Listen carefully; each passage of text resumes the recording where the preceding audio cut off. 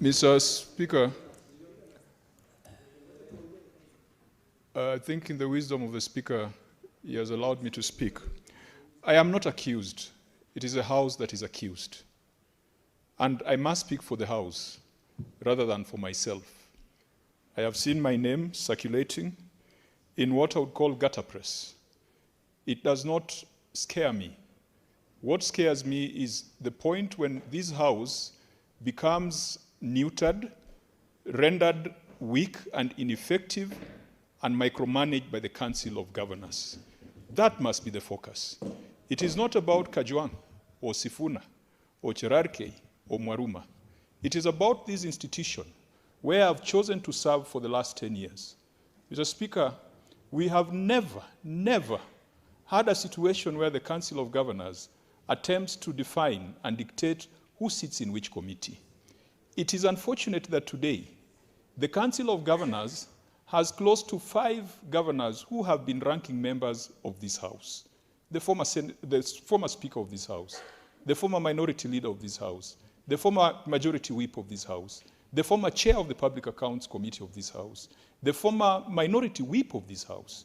We would have expected that over the years, relationships between governors and Senate would improve. Indeed, the Senate is fulfilling its end of the bargain. Every year, we are engaged in conflict with the National Assembly and the National Treasury as we fight for more resources to go to county governments.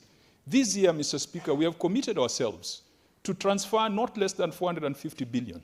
And when I looked at the dispatch from the cabinet this week, Mr. Speaker, I think the figure that the presidency indicated is going to go to county governments is 495.7 billion.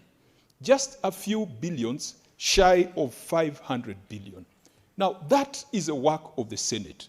We have delivered our bit of the bargain.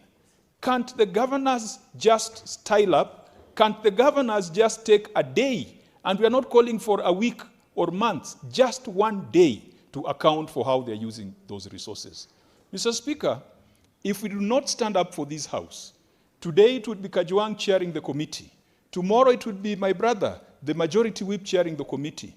But if that sword of Damocles coming from the Council of Governors is not severed, then this House will not be able to do anything. In a properly functioning financial system, when you are given money, you account for it before you get more. Over the last 10 years, we have not done so. Mr. Speaker, it is time for us to come up with a framework where if we are giving counties 495 billion, before they come for more, they must account. And that must be the insistence.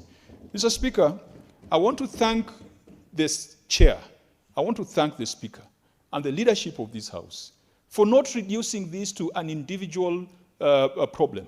And Mr. Speaker, you reached out and spoke with us in the Public Accounts Committee and Public Investments Committee and told us do not go on the defensive because it is not you as individuals. This is a coordinated attack on the institution of the Senate. And you, Mr. Speaker, and the leadership, and all members of this House have spoken in unison.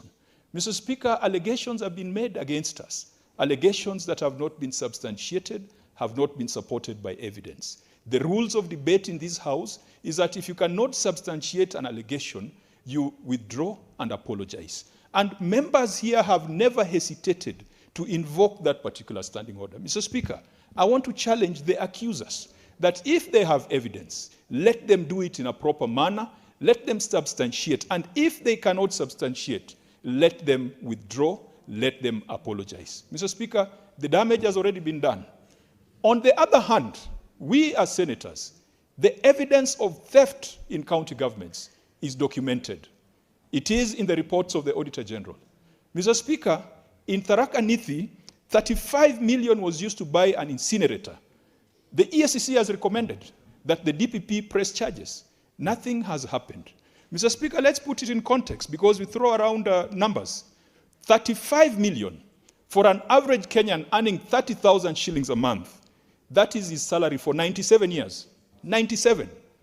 Mr. Speaker, in the county of Vihiga, 5 million spent on housewarming is not our invention. It is verifiable, it is in the audit report, it is the documents of the county. A Kenyan earning 30,000 a month That's his salary for 14 years. In Bungoma, Mr. Speaker, 3.9 million spent on lighting a Christmas tree in September. And I'm happy that the EACC has already swiftly swung in to investigate the matter. 3.9 million for a Kenyan earning 30,000 is his salary for 10 years. Mr. Speaker, in Mandera, 55 million spent on seedlings in a period of drought. 55 million for a Kenyan earning 30,000 is a Kenyan salary for 152 years.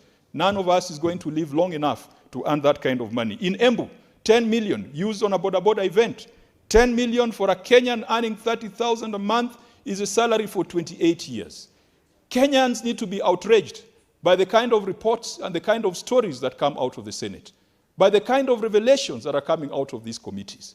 But what do our governors do? The proverbial thief who turns around and accuses the pursuer that he's the thief. We have had 2 weeks of exposes, Mr. Speaker, not our invention, not fiction, based on audit reports. What are the governors trying to do? Deflect attention and make the Senate look like they are the thieves. Yet they are the ones with documented, where there is evidence, where there is proper reports of theft. Mr. Speaker, let me conclude by saying that I have never seen a situation where you go to court and the suspect insists on empaneling the bench. I have never seen, even in my football days, where the players decide on the referee. It cannot be that the Council of Governors want a user-friendly committee. I pray, Mr. Speaker, and I have firm conviction in your leadership and the leadership of this House, that we are not going to accede to that request. Because if it works in Parliament, today it will be the governors, tomorrow it will be the President making a call. And once they are done with Parliament, they will go to the judiciary. And the constitutional order as we know it will completely die. Let this baby not die in our hands. Mr. Speaker, I want to thank a few counties that are outliers. They have said that they have read the Constitution and the County Governments Act, and they know that when we invite them, we never invite a mongrel called Council of Governors. We sent invitations directly to governors and counties. Narok County, Mr. Speaker, appeared before my committee yesterday. Kitui County appeared before the Public Investments Committee. Laikipia County appeared before the Public Investments Committee. My advice to the governors, we are going to fight for you to get 495.7 billion. Please, just take a day or two to come and tell us how that money has been used, how it's impacting on the lives of the people, and we shall be good. Any other matter will be sideshows that we as a Senate will not tolerate. Thank you, Mr. Speaker, for your steadfast support. I want to guarantee this House that we shall continue doing our job in the Public Accounts Committee. If you give us that opportunity, we shall be firm. We shall be very firm. But we shall also be fair. We shall be mindful and respectful. But, Mr. Speaker, where there is evidence of theft of public resources, we shall call them out, and we shall identify the thieves, and we shall tell EACC to deal with them. And, Mr. Speaker, the Inspector General of Police, I want to congratulate him because he's an appointee of this House.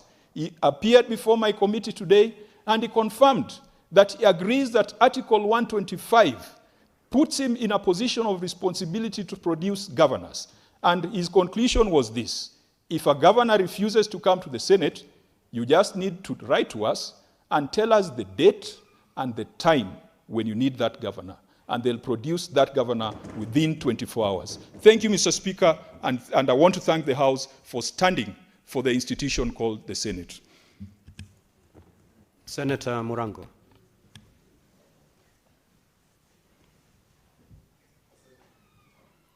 Asante sana, Mr. Speaker.